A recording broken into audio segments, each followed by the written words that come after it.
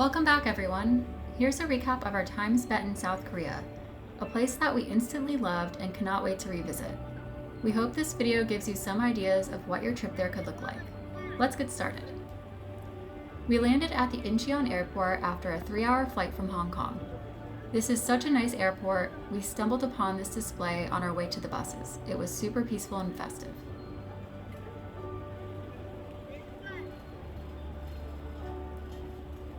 We went to this counter by exit 4 to buy our bus tickets to Seoul. It's really cold.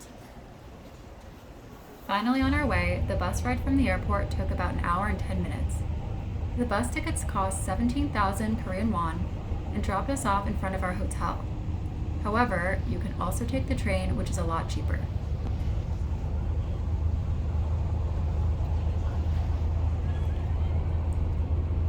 We stayed at the Royal Hotel Seoul.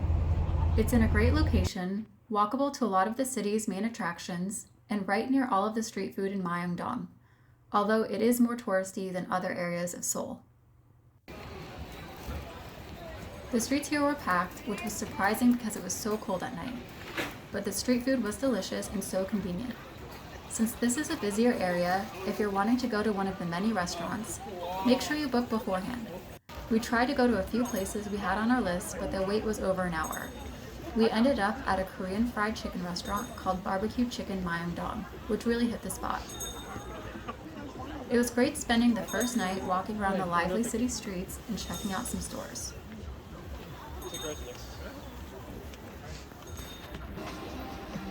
We also tried candied fruit and a ramen omelet. Both we highly recommend.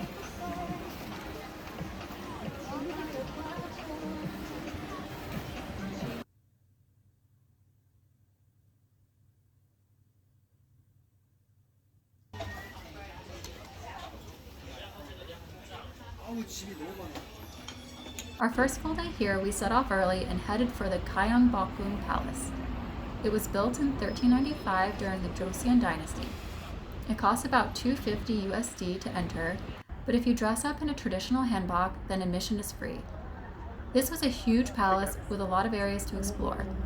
We loved seeing the people dress up. Even though it was so cold outside, it really added to the ambiance.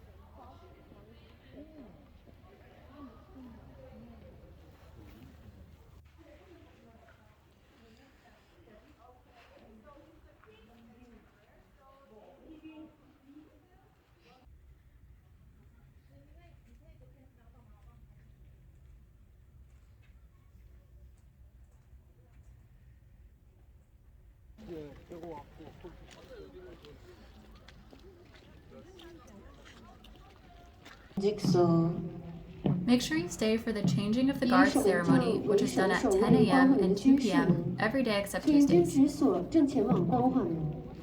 ただいま指揮官を先頭に衛兵たちが兵舎の4軍直送から 광화문の方へ移動しています. 영군 직소는 광화문 뒤편에 자리한 건물로 광화문과 경복궁을 지키는 군사와 장교들이 잠도 자고 근무도 서는 작은 숙직소입니다.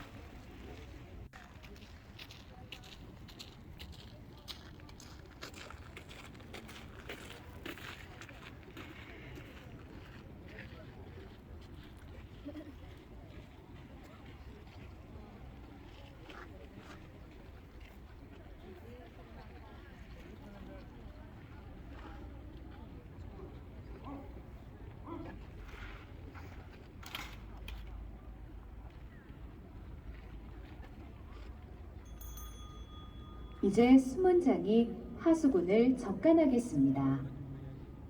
접간은 Time for some food. We went to Mukshidonna Samcheongdong in Gyeongbokgung and got some budae, which really helped to warm us up. The next day, we met up with a tour group at 7 a.m. and headed off to the DMZ. The tour was so informative and took us to a few places in the DMZ, including the third infiltration tunnel, where we got to go underground through the tunnel that North Korea built to invade South Korea, the Dora Observatory, where we had a view of Kaesong, North Korea, and the Freedom Bridge. This tour was so informative. We'll put the info in the description below if you're interested.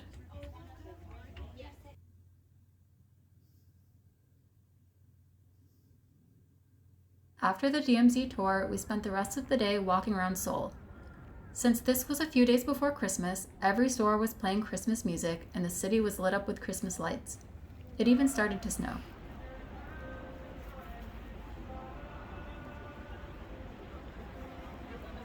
While we're walking through the city, here's some general info for Korea. ATMs are abundant in the city, but some won't work with international cards, so you'll have to try different ones. We only use cash for street food and at the markets.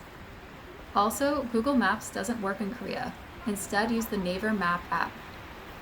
For the train, you'll need to buy T-Money cards, which can be bought at most CU convenience stores.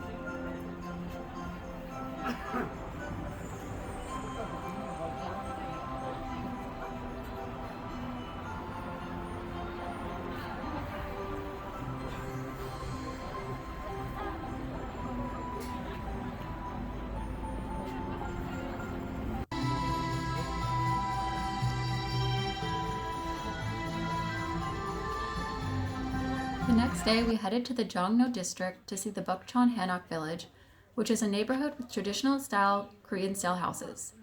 There's a self-guided walking tour. Just follow the circles on the ground. It's also a great place to take photos.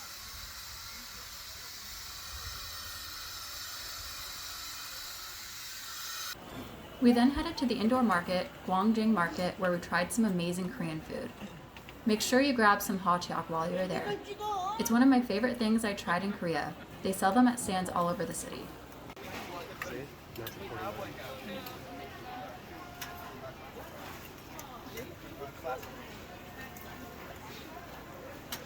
The last day, we went to the National Museum of Korea, which we highly recommend.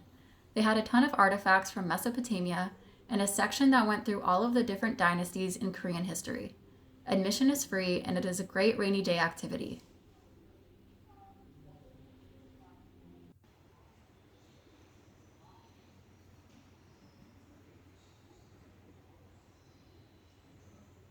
Need a break from walking?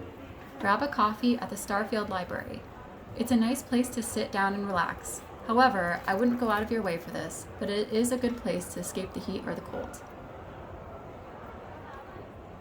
We then headed to Samneung Park, where you can see the royal tombs of King Seongjong and King Jungyong.